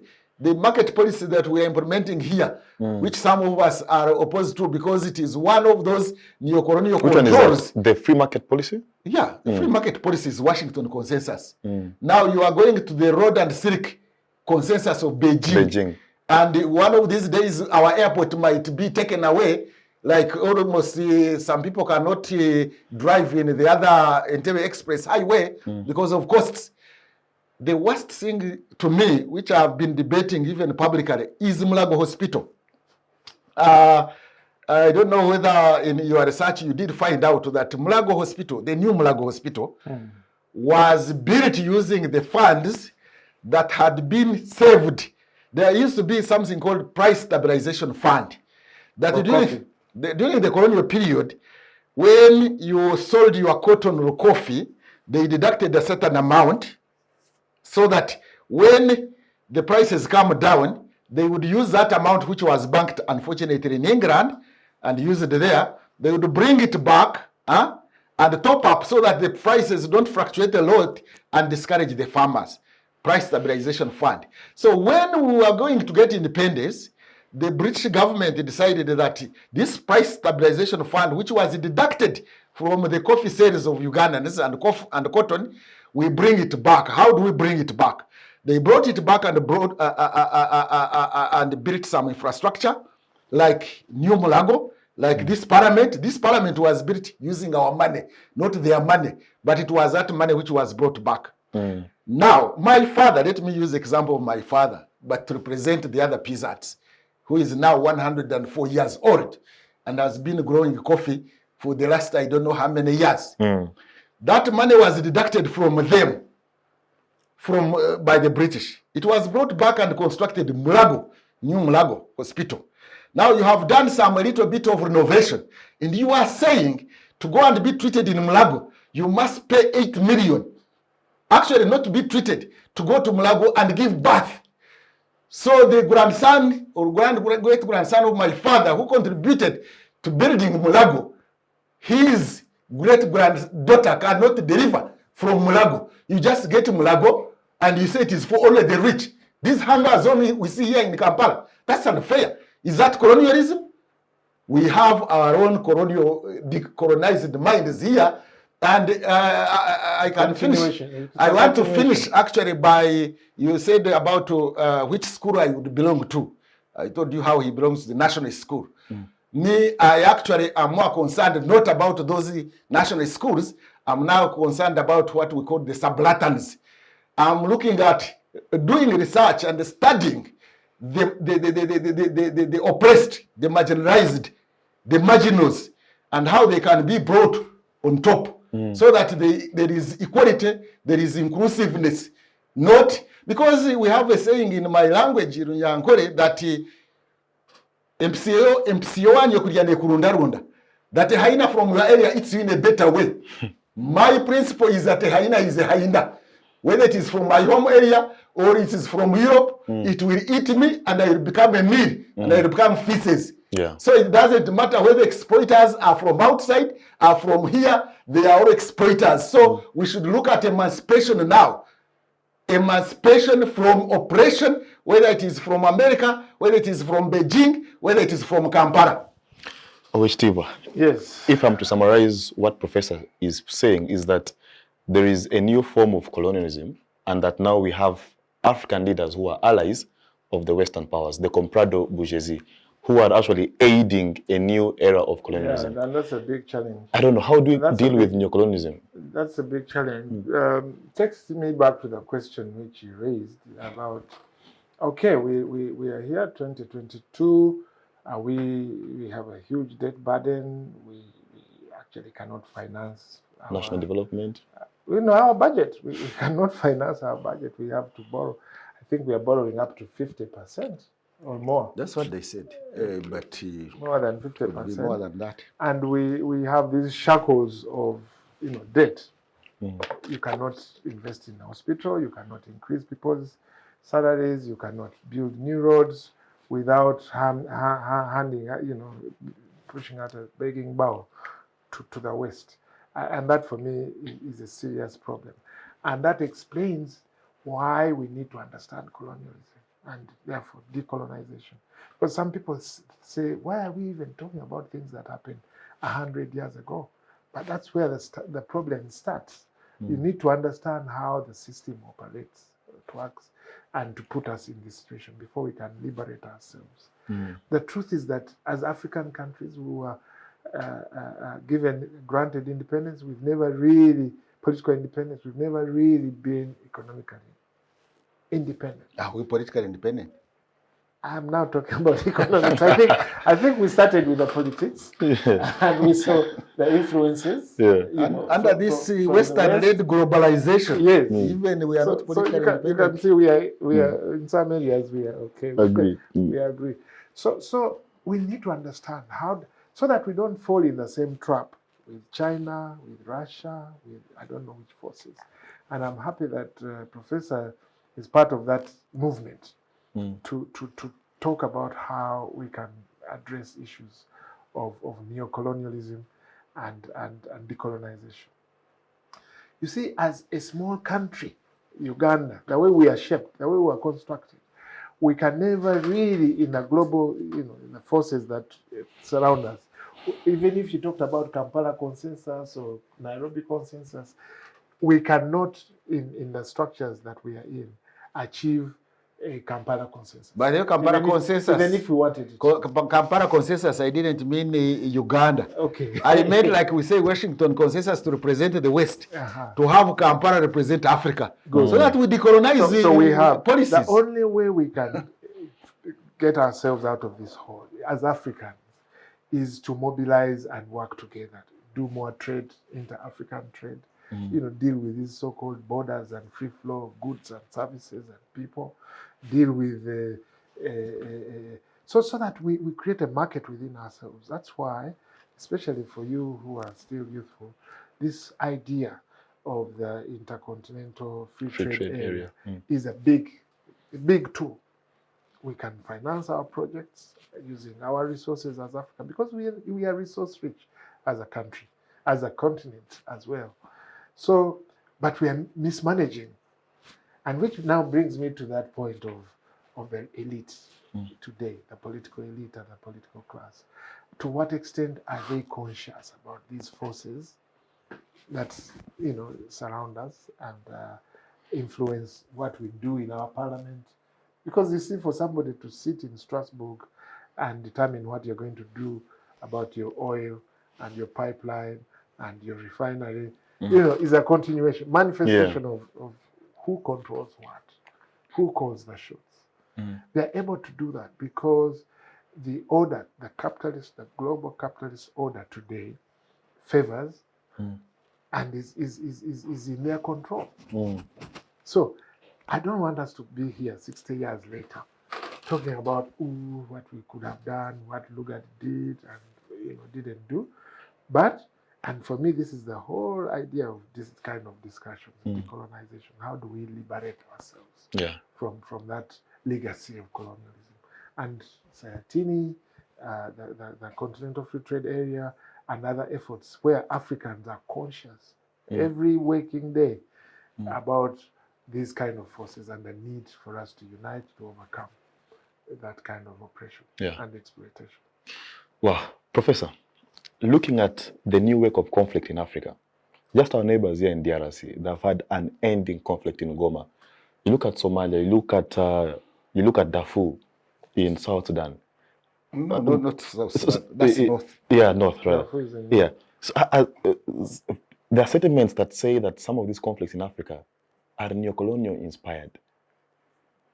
That it works in their favor to keep Africa in conflict, so that they can continue to explore and capitalize on that.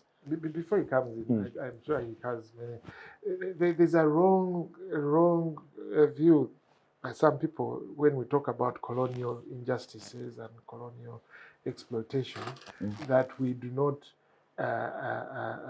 admit that our leaders are accountable and have contributed a lot to our state or our fate as we are in Africa. So I want to correct that indeed we have not done enough. In fact, we could even, in some cases, outdone the colonial powers in subjugating our own people.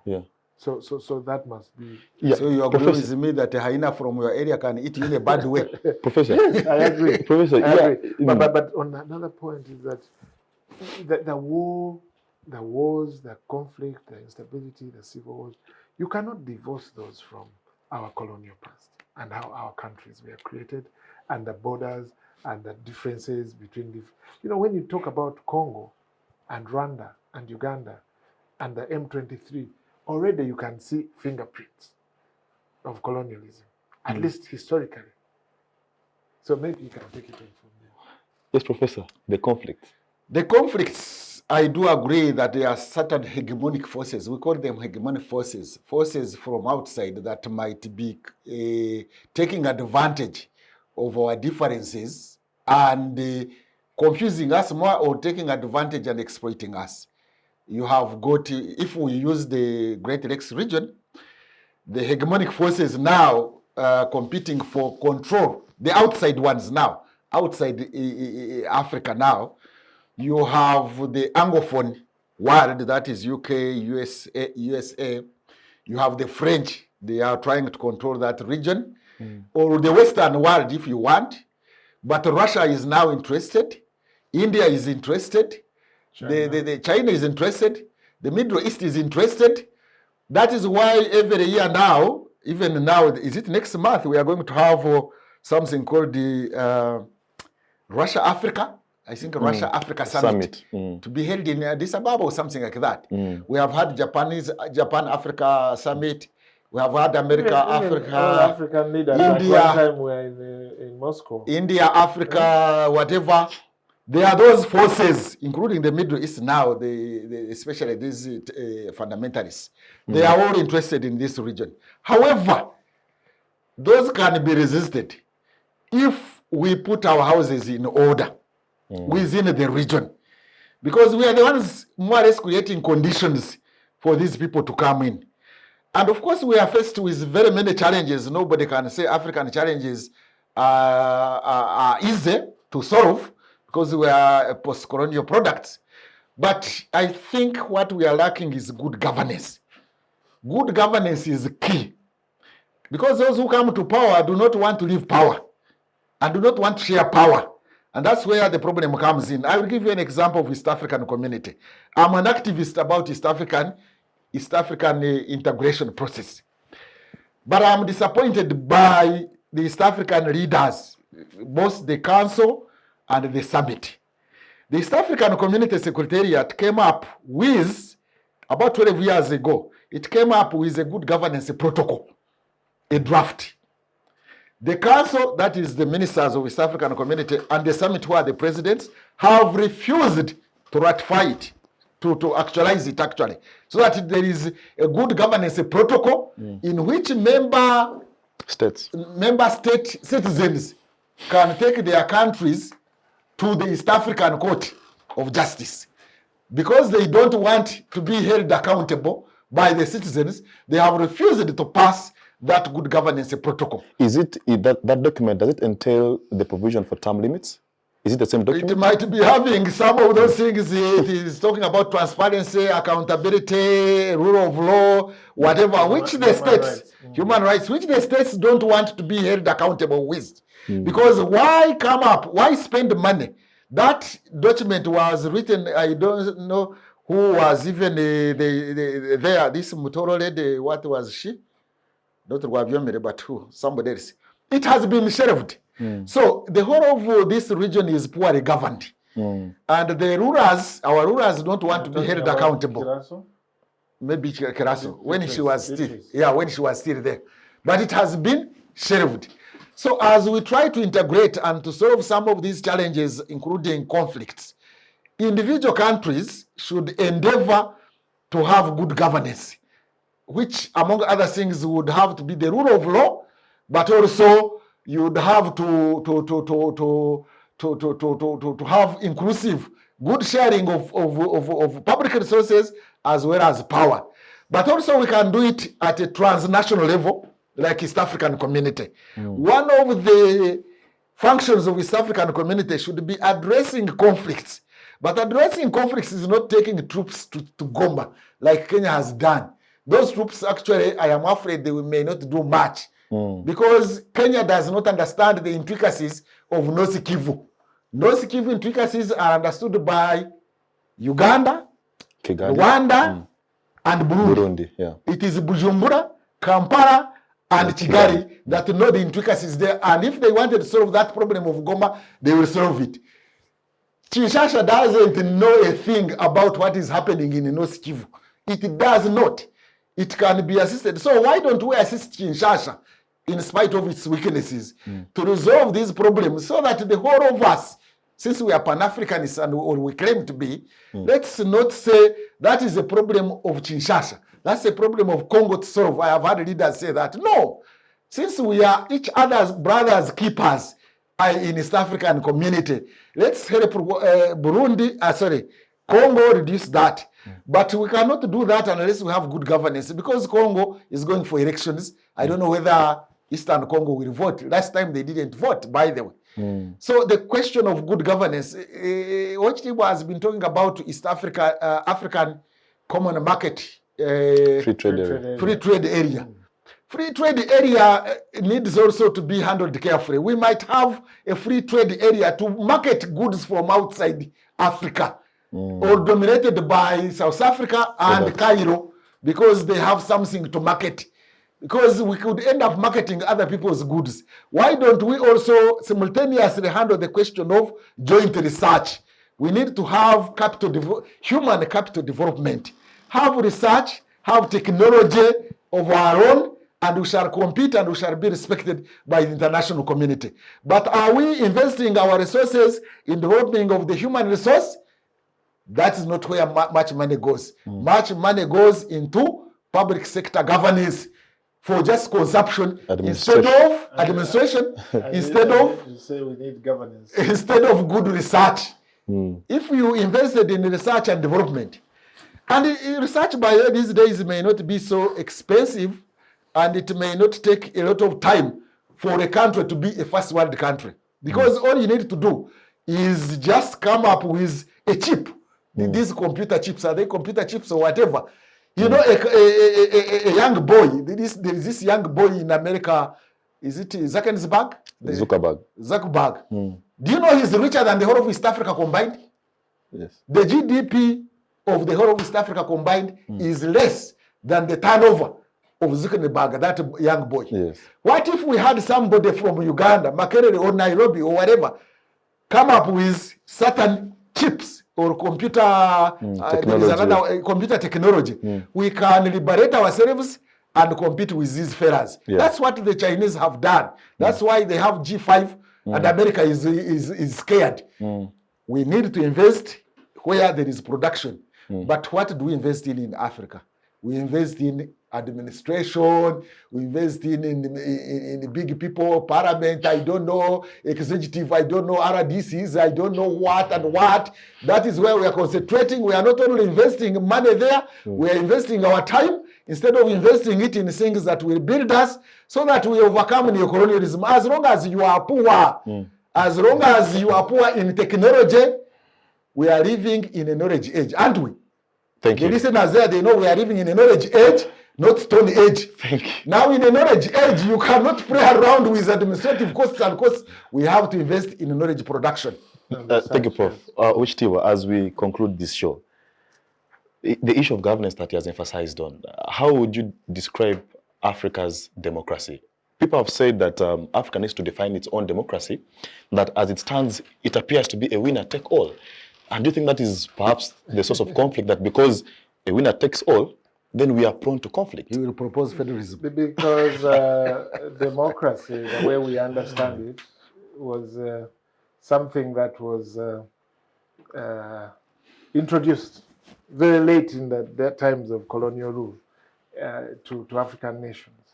And very few, I think, understand the culture of democracy. We may talk about it, pretend about it, have it in our constitutions, but I think that there's a lot to be done to inculcate spirit of democracy and the culture of democracy. You know, democracy is not about periodic elections after every 5 years or 4 years or 7 years. I saw in Kenya, they want to change that. Somebody came up and said, why not? You know, so the deficit of democracy in Africa has, again, some relations to how, in Uganda, as an example, how the whole project of democratization was established. And yet, the countries where the so-called civilization, started, and they wanted us to have civilization, they have had these democratic processes going on for so many years. So that explains to you how fragile the whole democratic experience has been in Africa. Yes, we pretend that we are democratic, but deep down, for democracy to operate, well, you must have institutions that are independent, in terms of the judiciary, the electoral commission, the parliament, and so on. In many African countries, you can say that these are rubber stamps, or they are instruments used by the executive or the military to advance their own agenda. And then they will say there was an election. You just talked about an election in DRC, but it's a farce. It's really a farce that one part of the country can sit and elect, other people don't know about that election. So there's a crisis. But also in terms of our governance and our mindset, because you see, in Africa, we still have some, can I say, dichotomy. I can use the word dichotomy between Africa and our practices. We believe in our chiefs. Our chiefs are not necessarily democratically elected. And yet, on the other hand, you have elected leaders. When a chief stands somewhere and says something, many people believe him more than they believe an elected leader. It's a binary system. You have binary systems. So to have a situation where people have a democratic process, but they don't respect the outcomes of that so-called democracy, people are ignorant about many of the processes of once they see soap and they can be corrupted by sugar and things like that. That's not the way democracy operates. Democracy presupposes a choice, an informed choice between one point and another, one individual and another. So, but we are not yet there. And for me, I think that it is time to sit back, or not sit back, step back and think about democracy. Do we want a hybrid? Do we want to refine this Western, because the notion of Western democracy has been a failure in Africa. That's my submission. And we need to reinvent. For me, who comes from a society which is traditional and believes in traditional institutions, I think that there could be a hybrid whereby we allow for some leaders to enjoy certain power and privilege and responsibility to advance certain things. I don't know where you come from. You come from Acholi? Yes, I'm an Acholi. So you know how powerful the chiefs are in Acholi over land. In fact, if an Acholi elder stood up and talked about something, they may have more authority and legitimacy compared to the MP who was elected by the people. So it is that dual kind of setup that I'm thinking that we need to step back and question Western democracy and its feasibility in our part of the world. And there are many countries that have succeeded, developed, that have not relied on Western democracy. Yeah. You go to China, they don't have opposition, and I don't know what. In the Middle East, some countries, Dubai, their leaders are not democratically elected. But once you go there, you see that there's development, and there are not so many riots on the streets.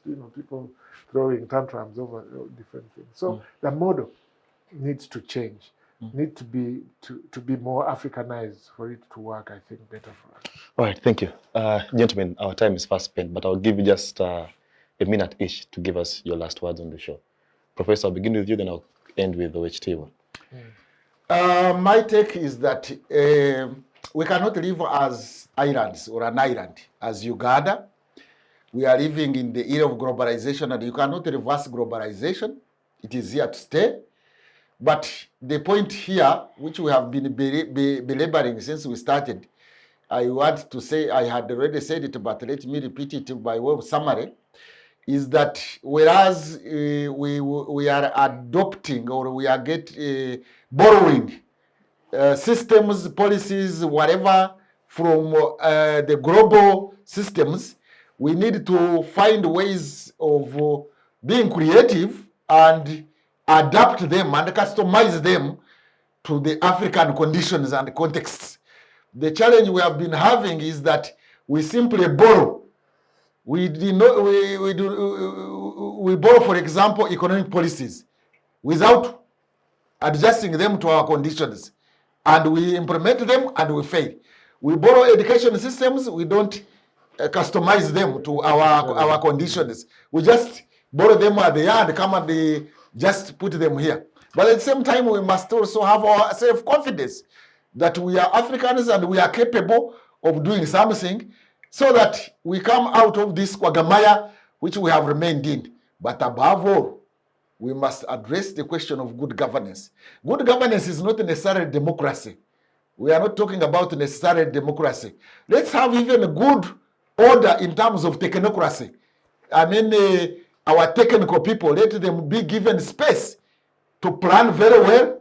Let's have institutional rule rather than individual rule, so that institutions push us and they are well done. Southeast Asian countries like South Korea, Malaysia, Singapore, they did not necessarily develop behind this Western democracy of elections every 5 years as a ritual. That's not to say we shouldn't have them. But they developed behind technocracy, which was also respecting equality, but it was also respecting putting people in place who deserve to be in those places. It shouldn't be technical know who. It should be technical know how. And therefore, we put in places of responsibility people who deserve to be there, and we respect them, and we have those institutions cause transformation. But as long as we continue with mwana wani, mwana wa gundi, and in appointing these people without considering their professionalism, their technical know-how, but technical know-who, we shall continue marking time until further notice. Thank you, Professor. Yes, Wachitiba, your last words. Yeah, he talked about Kwagamaya, but I think that's a point that really summarizes what the challenges we face as Africans, as Ugandans. We find ourselves in some quagmire, economic, be it political, be it social, be, and quagmire is a state where you can't make movement, progress, develop. You are marking time. You're just in one space, 60 years later. And it's not unique to Uganda, but you go to Nigeria, the same thing. Nigeria has many resources, oil in particular, huge. Since independence, they've been throwing out, I think they produce like 2 million barrels of oil every day. But they're also in a quagmire. You go to Somalia, you go to Rwanda, you go to Congo, so it's a continental challenge and crisis. And for me, that is the reason really we must sit back as Africans, as Ugandans, to say, how come, why are we in this quagmire, and how do we break those chains that keep us in that quagmire? And one of the ways is beginning to examine, to challenge the order, the political, the economic, global order, and so on, to understand how it operates and negates, our movement from that quagmire, and also decolonize this whole thing of asking ourselves, being proud about our heritage, our cultures, our history, knowing who we are. I think this is one of the ways we are going to break those chains and get out of this quagmire. I'm very, very happy that you gave us an opportunity to talk about these very important issues. Well, thank you very much, Professor. Thank you, Owek, for spending the time to be on our show. Thank you, listeners. Yes. Well, that brings us to the end of this conversation. All we can wish you is a lovely Friday. But above all, subscribe to this channel. Give us your opinions and views on how best you think we can make this better for you. Have a lovely weekend. See you next week, same time, same place. Bye.